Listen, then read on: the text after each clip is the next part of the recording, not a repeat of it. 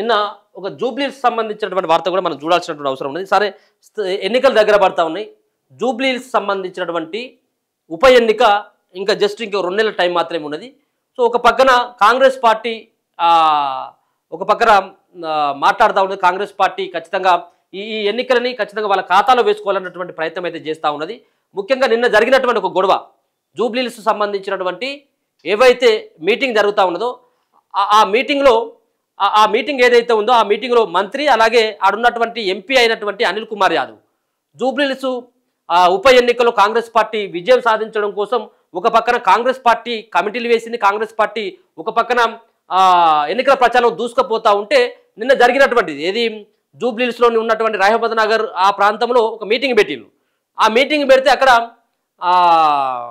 2 వర్గాలు, ఒకటేమో రహమత్ నగర్ సంబంధించిన కార్పొరేటర్ సిఎన్ రెడ్డి, అలాగే ఆడ ఉన్నటువంటి ఇంకో వర్గానికి సంబంధించిన వ్యక్తులు సిఎన్ రెడ్డి రావద్దు అంటూ ఒక పక్కన ఆయన అడ్డుకునేటువంటి ప్రయత్నం చేసిండు.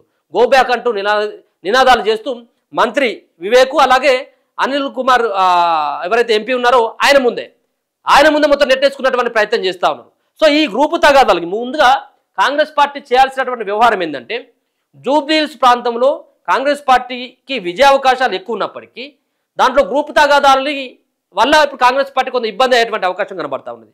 1 కాదు 2 కాదు, దాంట్లో అందరూ కూడా బూత్ స్థాయిలో బూత్ లెవెల్కి సంబంధించినటువంటి మీటింగ్ అది. అంటే మా బూత్కి ఇన్ఛార్జ్ అంటూ, సో ఈ బూత్ లెవెల్కు సంబంధించిన ఇన్ఛార్జీల పైన గంత లొల్లి అయితే ఒక కార్పొరేటర్ ఏదేమైనప్పుడు కూడా సరే, ఆయన బీఆర్ఎస్ పార్టీ నుంచి గెలిచినప్పటికీ కూడా కాంగ్రెస్ పార్టీ అధికారంలోకి రాకముందుకు వచ్చిండు పార్టీలోకి.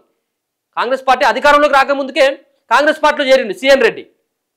మరి ఆయనను రాకుండా అడ్డుకట్ట వేస్తే రేపు ఆ రహమత్ నగర్ సంబంధించినటువంటి ఓట్లు ఆయన మ్యానిపులేట్ చేసేటువంటి ఓట్లు కూడా చాలా ఉంటాయి. ఆయన కూడా ఎన్నికల బరిలో ఉన్నానని చెప్పేసి ఆయన కూడా అంటా ఉన్నాడు. సో ఒక పక్కన ఆయనను సరే, ఒకవేళ ఆయనతో ఏమైనా ఇబ్బంది ఉన్నట్టయితుంటే కలిసి కూర్చొని మాట్లాడితే సరిదిద్దుకోవచ్చు, సమర్థించుకోవచ్చు.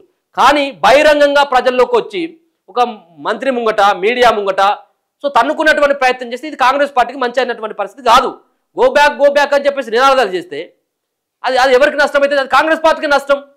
సో అటువంటి పరిస్థితులు ఒకవేళ ఆ కార్పొరేటర్కు ఓడిపోయినటువంటి కార్పొరేటర్కు సో 2 కార్పొరేటర్ గెలిచినటువంటి కార్పొరేటర్లకి పక్కన ఉన్నటువంటి కార్పొరేటర్ మధ్యన ఏమైనా సయోధ్య లేనట్టయితే ఉంటే కాంగ్రెస్ పార్టీ ఇప్పటికైనా జూబ్లీహిల్స్లో సరిదిద్దుకోవాలి ముందుగా. సో ఒకసారి నిన్న జరిగినటువంటి ఇది చూడు, నిన్న అలా జరిగినటువంటిది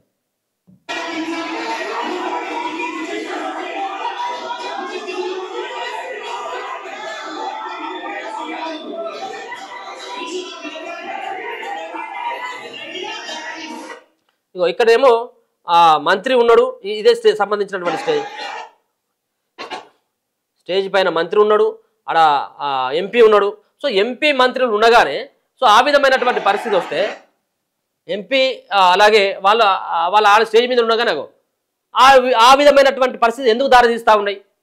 కాంగ్రెస్ పార్టీ ఇది ఏదైనా అది చేతులారా వీళ్ళు లోన్లు పెట్టుకొని పార్టీని ఆగం చేసేటువంటి ఒక పరిస్థితి కనబడతా ఉన్నది తప్పించి.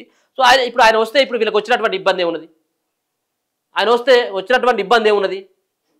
ఎవరు సిఎన్ రెడ్డి వస్తే వీళ్ళకి వచ్చినటువంటి ఇబ్బంది ఏమున్నది? సో ఇంటర్నల్గా ఏమైనా మాట్లాడుకోవచ్చు కదా. సో ఇటువంటి ప్రయత్నాలు జరుగుతూ ఉన్నాయి. సరే, ఒక పక్కన ఇప్పుడైతే ఉంటే ఇక టికెట్కు సంబంధించిన విషయంలో అయితే ఒక టికెట్ ఇచ్చిన తర్వాత ఇక చూడాలి ఇక కాంగ్రెస్ పార్టీకి సంబంధించినటువంటి నాయకులు కావచ్చు కార్యకర్తలు ఏ విధంగా తలకాయలు పాల్గొట్టుకుంటూ తెలియదు ఇక జూబ్లీహిల్స్లో. సో అటువంటి పరిస్థితి కనబడతా ఉన్నది. ఇది నిన్న జరిగినటువంటి వ్యవహారం జూబ్లీహిల్స్లో మంత్రి ముంగట అలాగే ఎంపీ ముంగట వాళ్ళు కొట్లాడుకున్నటువంటి వ్యవహారం.